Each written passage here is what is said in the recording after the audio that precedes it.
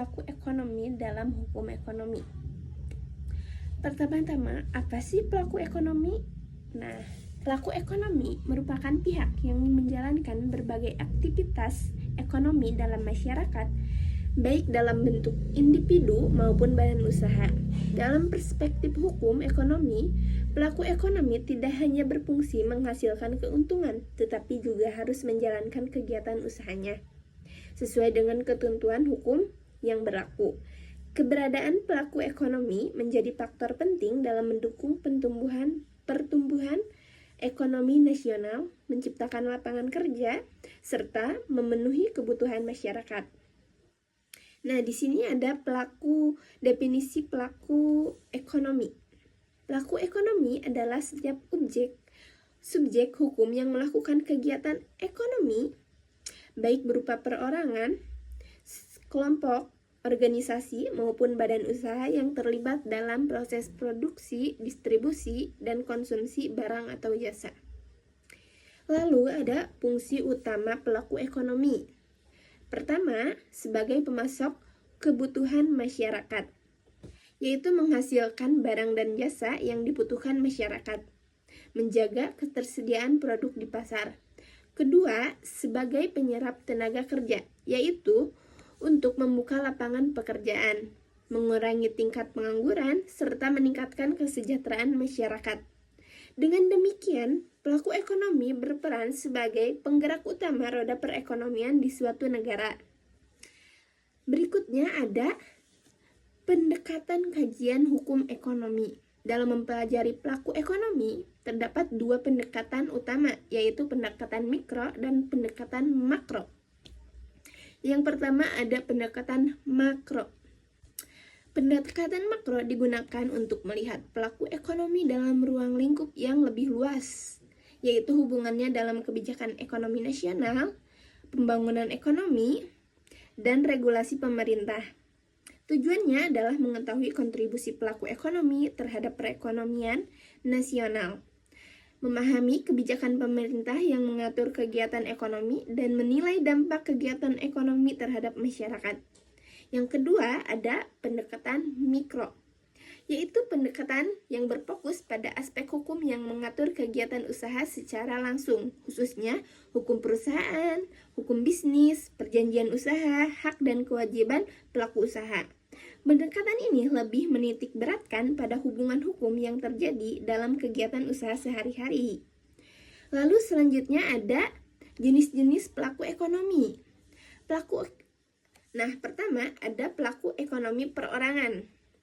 Pelaku ekonomi perorangan adalah individu yang menjalankan kegiatan usaha secara mandiri dengan modal dan kemampuan sendiri, yaitu dikelola oleh satu orang, modal relatif kecil, pengelolaan sederhana, dan resiko ditanggung sendiri. Contohnya ada pedagang kaki lima, penjahit, tukang servis elektronik, pengrajin tradisional, dan pemilik warung. Adapun kebijakan pengaturan khususnya, yaitu perlindungan dan kemudahan kepada pelaku untuk usaha kecil melalui kebijakan yang berpihak pada ekonomi lemah, kemudahan memperoleh izin usaha, kemudahan akses pembiayaan dan pemodalan, penyediaan fasilitas usaha, pengaturan lokasi usaha agar tidak mengganggu lingkungan, dan kemitraan dengan pelaku usaha yang lebih besar. Di sini tujuannya adalah untuk menciptakan pemerataan ekonomi dan meningkatkan kesejahteraan masyarakat. Selanjutnya, ada pelaku ekonomi korporasi. Pelaku ekonomi korporasi merupakan dua orang atau lebih yang bekerja sama membentuk suatu usaha untuk memperoleh keuntungan. Yaitu di sini pemilik korporasi memiliki struktur organisasi, memiliki modal yang lebih besar, terdapat pembagian tugas dan tanggung jawab, dan aktivitas usaha lebih kompleks. Bentuk korporasi adalah ada badan hukum, contohnya perseroan terbatas atau PT, koperasi, dan yayasan. Berikutnya ada bukan badan hukum, yaitu belum memiliki pemisahan yang tegas antara kekayaan usaha dan kekayaan pemilik. Contohnya, SIPI dan Firma. Keberadaan korporasi dapat sangat penting karena mampu menghimpun modal yang besar dan menciptakan lapangan kerja dengan jumlah yang banyak. Nah, selanjutnya ada macam-macam pelaku ekonomi berdasarkan skala. Yang pertama, pelaku perorangan mikro. Karakteristik modal kecil, teknologi sederhana, dan jumlah tenaga kerja sedikit. Contohnya pedagang kaki lima, pengrajin tradisional, dan warung kecil.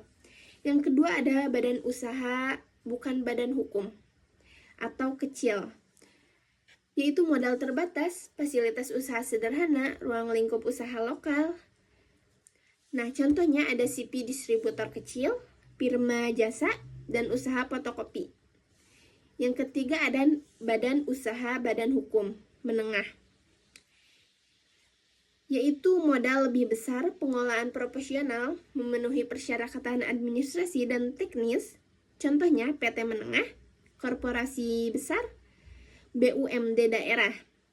Yang keempat ada badan usaha besar. Nah, di mana di sini teknologi modern, modal sangat besar, SDM profesional, jangkauan nasional hingga internasional. Contohnya ada perusahaan penerbangan, perusahaan pelayaran, perusahaan multinasional. Nah, selanjutnya ada pendirian perusahaan. Pendirian perusahaan merupakan proses hukum untuk memperoleh pengakuan dan legalitas sehingga kegiatan usaha dapat dijalankan secara sah.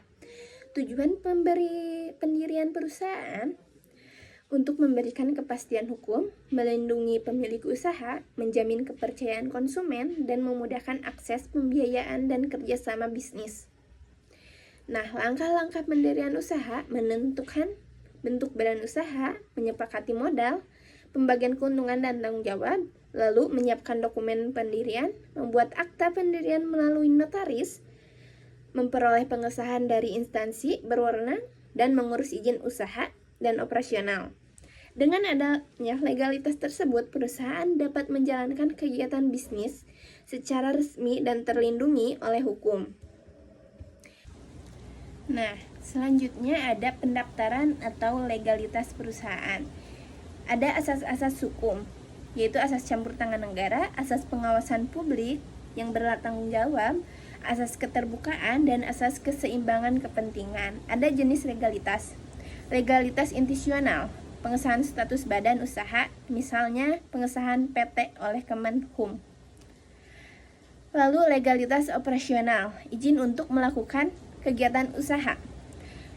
Terus ada tujuan pendaftaran, melindungi perusahaan yang jujur dari praktik curang, melindungi masyarakat konsumen dari itikat tidak baik perusahaan, mengetahui perkembangan dunia usaha melalui data kantor pendaftaran, dan memudahkan pembinaan dan pengawasan oleh pemerintah. Nah, di sini selanjutnya ada hal-hal yang wajib didaftarkan, yaitu yang pertama ada pihak yang wajib mendaftar. Pihak yang wajib mendaftar adalah pemilik, pengurus, bisa diwakilkan oleh notaris atau kuasa hukum. Jika pemilik lebih dari satu, semua wajib mendaftar kecuali ditentukan lain. Kedua, ada data yang wajib didaftarkan. Yang pertama ada nama perseroan, yaitu PT, koperasi, SIPI, atau firma. Atau nama usaha perseorangan, nama pemilik pengusaha, merek perusahaan, tanggal pendirian, jangka waktu berdirinya perusahaan, serta kegiatan pokok dan izin-izin usaha. Nah, selanjutnya ada kesimpulan.